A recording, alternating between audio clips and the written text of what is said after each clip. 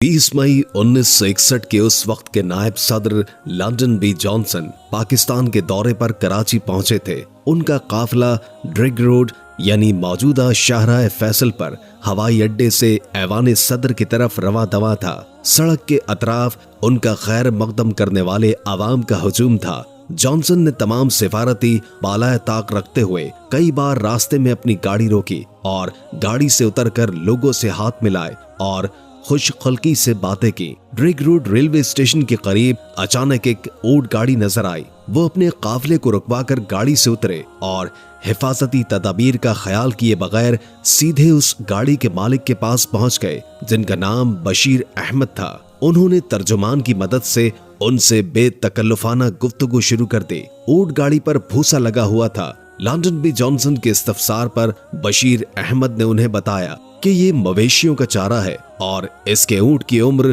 5 साल है। बशीर अहमद ने जॉनसन को यह भी बताया कि वो अपने ऊंट को प्यार से गाजी कहता है। बशीर अहमद की सादगी पर जॉनसन बहुत खुश हुए और उन्होंने उससे कहा कि आज से हम दोनों दोस्त हैं और क्या वो अपने इस नए दोस्त से मिलने के लिए अमेरिका आना पसंद करेंगे। बशीर अहमद ने जवाब दिया, क्यों नहीं, बेशक बेशक, शुक्रिया शुक्रिया। इन अल्फाज के अलावा वो कुछ और भी न कह सका। इस पर लोग हंस पड़े। जॉनसन ने बशीर अहमद को एक खूबसूरत बॉल पॉइंट कलम तोहफे के तौर पर दिया। बशीर अहमद अमेरिकी नायब सदर से इस इत्तेफाकिया मुलाकात को शायद भूल जाते, मगर अगले दिन तमाम पाकिस्तानी अखबारात में उनकी खूबसूरत तस्वीर छपी हुई थी।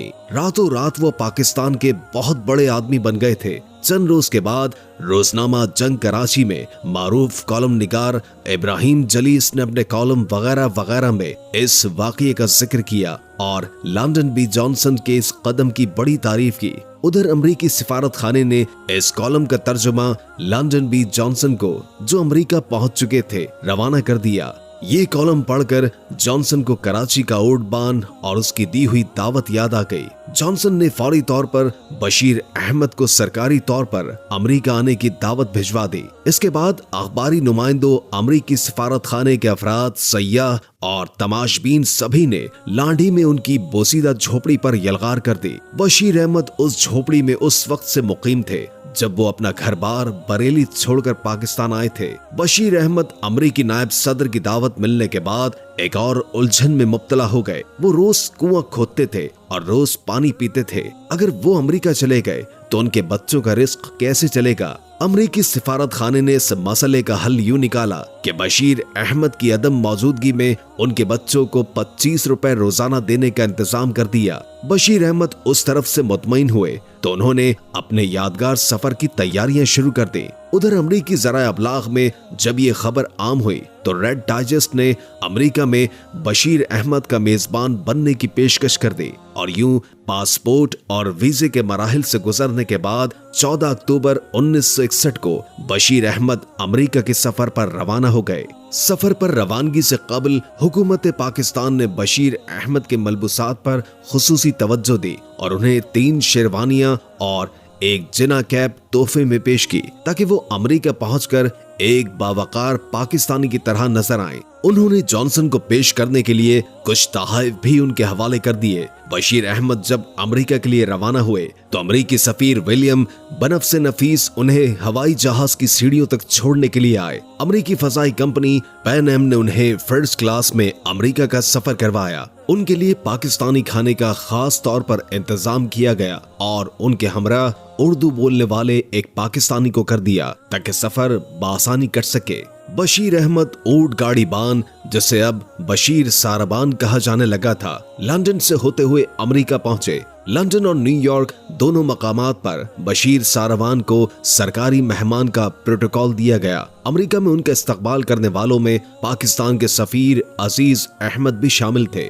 बशीर अहमद का ये दौरा तकरीबन 2 हफ्ते जारी रहा। नायब सदर जॉनसन ने उनसे अपनी मुलाकात की तजदीद की। जॉनसन ने बशीर अहमद को देखकर उनसे तकल्लुफन कहा कि अफसोस है कि आज यहाँ का मौसम खराब है और खुनक हवाएं चल रही हैं। बशीर अहमद ने तर्जुमान की मदद से इंतहाई करीने से जवाब दिया कि जब तक लोगों के दिलों में जज्बात की गर्मी मौजूद है, सर्द हवाओं से कुछ नहीं होता। बशीर अहमद को न्यूयॉर्क में वॉल्ड्रोफ स्टोर या होटल में ठहराया गया और उन्हें अक़वाम मुत्तहिदा के सदर दफातर और एम्पायर स्टेट बिल्डिंग की सैर करवाई गई। उनकी मुलाकात अमेरिका के एक साबिक सदर हैरी एस ट्रूमैन से भी करवाई गई, जो बशीर अहमद से मिलकर बहुत खुश हुए। अमरीकी ज़राए अबलाग को जब बशीर अहमद सारबान की अमरीका आमद की खबर मिली तो वो इसे एक दिलचस्प वाकया समझते थे और उन्होंने अपने मिजाह कॉलम निगारों को बशीर सारबान के दौरे की कवरेज के लिए मखसूस कर दिया था। मगर इस दौरे के दौरान बशीर सारबान, जो बिल्कुल भी पढ़े लिखे नहीं थे, अपनी जहानत और भरपूर बातों से अमरीकी ज़राए अबलाग को बड़ा मुतासिर किया। अब्राहम लिंकन की यादगार पर बशीर अहमद ने कहा कि जब कोई शख्स अपने मुल्क के लिए जान कुर्बान कर देता है और वो मुल्क उसकी खिदमत को सराहता है तो ऐसी यादगार बन जाती है जो कि कयामत तक कायम रहती है। अमरीकी कांग्रेस को देखने के बाद बशीर अहमद ने कहा कि जब बहुत से लोग मिलकर किसी मसले को सुलझाने की कोशिश करते हैं तो इसका हल बेहतर निकलता है। एक दिमाग से गलती का इम्कान है, जबकि 1000 दिमागों से एक साथ मिलकर काम करें तो गलतियों का इम्कान बहुत ही कम रह जाता है। उन्होंने मजमे में एक लड़की को देखकर कहा था कि बेटी की मिसाल घर में इस तरह की होती है कि जैसे मौसमों में बाहर का मौसम होता है। उनसे पूछा गया कि ऊंट कैसा जानवर है तो उन्होंने हंसते हुए कहा कि ऊंट की मिसाल औरत किसी है कि जिसके बारे में कुछ नहीं पता होता कि उसका अगला कदम क्या होगा। बशीर अहमद जहां कहीं भी गए दिलचस्प बातों के फूल बरसाए गए। अमरीकी ज़राए अबलाग ने लिखा है कि ये यकीन करना खासा मुश्किल है कि बशीर अहमद एक अनपढ़ शख्स है।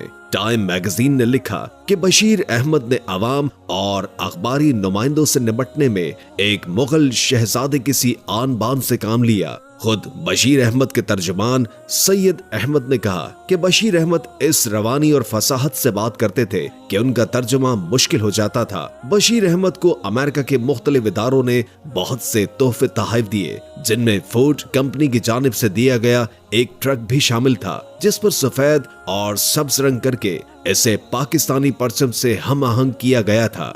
जॉनसन ने बशीर सारबान के बेटे के लिए एक स्पोर्ट्स साइकिल भी बतौर तोहफा पेश की। जॉनसन ने बशीर अहमद को हाथ में पहनने वाली एक सुनहरी अलार्म वाली घड़ी भी पेश की, जो बशीर अहमद को बहुत पसंद आई। जॉनसन ने सफर के इख्तिताम पर बशीर सारबान को उम्रह करवाने की पेशकश की। बशीर सारबान जॉनसन की इस इनायत पर अश्कबार हो गए और उन्होंने अमरीकी नायब सदर की ये पेशकश कबूल कर ली। चंद माह के बाद मार्च 1962 में अमरीकी सदर की अहलिया मिसेस जैकुलिन कैनेडी और उनकी बहन ज़ारेवाल ने पाकिस्तान का खैर सगाली दौरा किया। उनका ये दौरा 21 मार्च 1962 को लाहौर में शुरू हुआ और जहां उनका पुरजोश इस्तकबाल किया गया। दौरे के आखिरी मरहले में 25 मार्च 1962 को वो कराची पहुंचे। उसी रोज उन्होंने कराची के ऐवान सदर में अमरीकी नायब सदर बी जॉनसन के दोस्त बशीर सारबान से मुलाकात की। इस मौके पर बशीर सारबान ने अपनी बीवी और बच्चों से मिसेस कैनेडी का तारुफ करवाया और उन्होंने अपने ऊंट गाजी पर सैर की दावत दी। मिसेस कैनेडी ने ये दावत बड़ी खुशदिली से कबूल कर ली और अपनी बहन के साथ ऐवान सदर के लॉन में बशीर के ऊंट की सवारी की। मिसेस कैनेडी सवारी से बेहद खुश हुई और उन्होंने उस ऊंट के साथ कई तस्वीर भी बनवाई। 1971 में जब ज़िया मुहीउद्दीन ने पाकिस्तान टेलीविजन पर अपना मशहूर शो शुरू किया तो उन्होंने इस प्रोग्राम में बशीर सारबान को भी मदऊ किया। उन्होंने बशीर सारबान से पूछा कि उन्होंने पाकिस्तान आकर ऊंट गाड़ी चलाना क्यों छोड़ दिया है, तो बशीर सारबान ने बेसाख्ता जवाब दिया कि मुझसे जॉनसन ने कहा था कि पाकिस्तान वापस जाकर मेरी पोजीशन का ख्याल रखना। 1963 में जॉन एफ कैनेडी के कत्ल के बाद बी जॉनसन अमेरिका के सदर बन गए और इस ओहदे पर वो 1968 तक फाइज रहे। 22 जनवरी 1973 को जब बी जॉनसन का इंतकाल हुआ तो मीडिया को बशीर सारबान एक बार फिर याद आए और वो कराची में अमरीकी कौंसल खाने में मदऊ किए गए, जहां उन्होंने बी जॉनसन के इंतकाल पर रखी गई ताज़ियती किताब में अपने तासुरात कायम किए। इसके बाद बशीर सारबान एक बार फिर गुर्बत और गुमनामी के अंधेरों में गुम हो गए और 14 अगस्त 1992 को जब उनका इंतकाल हुआ तो बहुत से लोगों को ये भी याद नहीं था कि इस गुमनाम शख्स की खबरें और तस्वीर कभी दुनिया भर के अखबारात में सफ़ाए अव्वल की जीनत बनी थी। वीडियो के आखिर में एक बार दुरूद शरीफ पढ़ना मत भूलिएगा। उम्मीद है कि आज की ये वीडियो आपको काफी मालूमाती लगी होगी और इससे बहुत कुछ जानने को मिला होगा। अगर वीडियो अच्छी लगे तो लाइक करके हमारे चैनल को सब्सक्राइब कर दें और कमेंट बॉक्स में कमेंट करके अपनी आरा से भी आगाह कीजिए और बेल आइकॉन को क्लिक कर दें ताकि हमारी नई आने वाली वीडियोस का आपको पता चलता रहे। अगर जिंदगी रही तो एक और वीडियो के साथ इंशाअल्लाह हाजिर होंगे। अभी हमें इजाजत दीजिए। अल्लाह हाफिज।